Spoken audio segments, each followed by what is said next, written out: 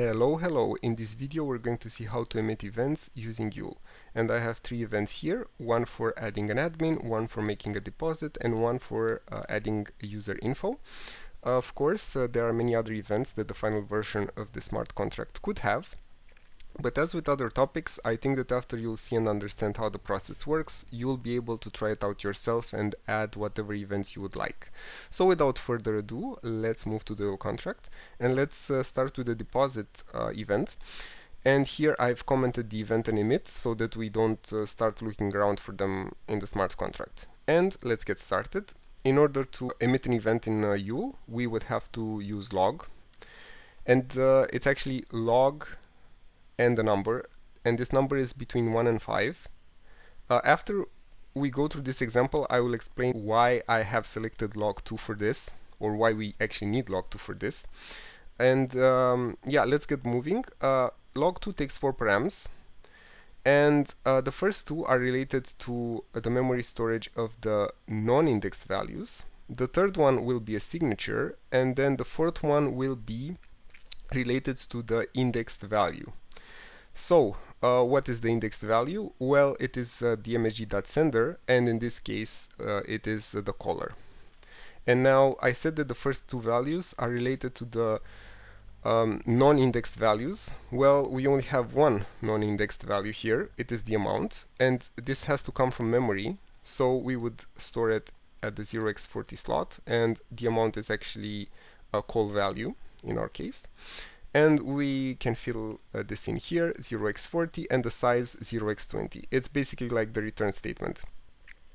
And lastly, we need the signature, which is an event signature. And for this, I have prepared a method here. And we have to get the event selector. And for this, we need to kcheck 256, the event and its params. And this will return to us a bytes 32, and we would fill this in right over here. So, what is this event type? Well, we have deposit, and we have address and uint256 as params. We don't care about their names, we don't care about their index status. So let's fill this in here. So we would have deposit, and we said we need an address and the uint256. Don't leave out any spaces. Let's comment out this for now so that I can deploy the smart contract. Let's deploy it, and let's run the selector, and we are getting this hash here, this bytes32 hash, and this is basically what we need. Let's copy it. Let's come here. Let's actually revert this comment, and let's save this in a new variable. Let's call it event signature. And let's put it in here, and we'll put the event signature here, and we are done. Now let's try it out. Let's deploy. Let's try to deposit my favorite one way, and now let's check the event logs, and you will see here that we have our msg.sender and our msg.values inside the event. Great, so one is done. And let's do another one before I explain to you what is this log2. Or actually, you might understand what is up with this log2 when we go through the set admin. So, for the set admin, we will need again a log2. And your first reaction, I hope it's not, why are we using log2? Because we only have one param here. This 2 is not related to the params. I hope you didn't get that impression. It's related to something else. So what did I just say? The first two params that the log2 takes are related to the non-indexed values. Okay, we don't have any non-indexed values. So in this case, we can just pass 0 and 0. And then we would need the signature. And lastly, we would need to pass in this new admin, because this is indexed. And we again need to get the event signature. And let's look at our event. So it's admin added and an address. Let's fill this in here. Admin added and an address. Let's go back. Let's comment this for a second. Let's deploy, and let's get the selector, and this will be our selector. Let's copy it. Let's come back here.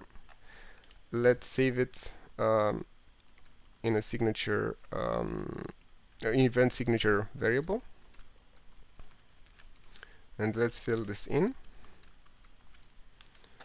And now let's deploy this. Let me get my address. And let's set the admin at index 1 as being myself, basically. I transact, and as you can see, we have the event here with our new admin. So, why are we actually using log2? Let's look at these two examples.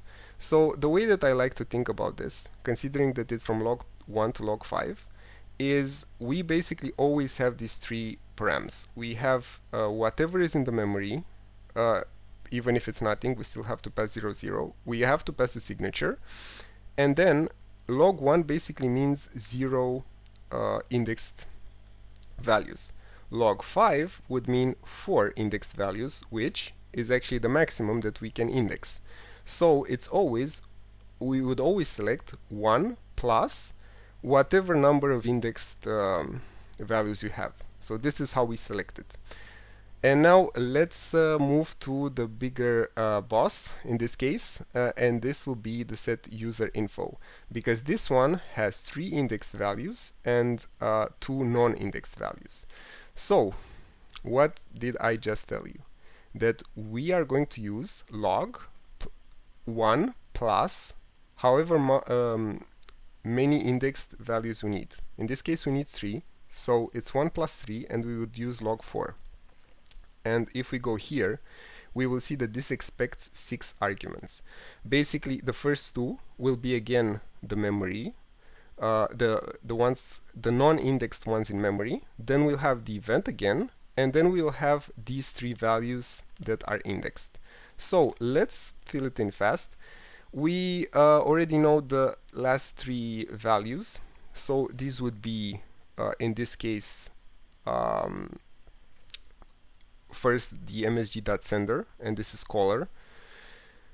Then we would have age with an underscore, because this is how it is in the function, and the is active as well. And now let's move to the non-indexed attributes, and we would store them in memory. So at the 0x40 we would store the salary, and at the next slot, at the 0x60, we would store the backup address. And now we can fill this in here as 0x40, and the size 0x40 because we are returning 2 slots. And we still need the event signature.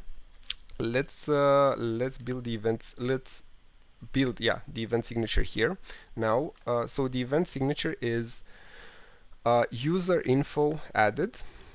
And what do we need here? Well, we need an address, as you can see, a uint256, a boolean, a uint256, and another address. So address, uint256, and bool, and uint256, and address. And let's comment out the log4 here.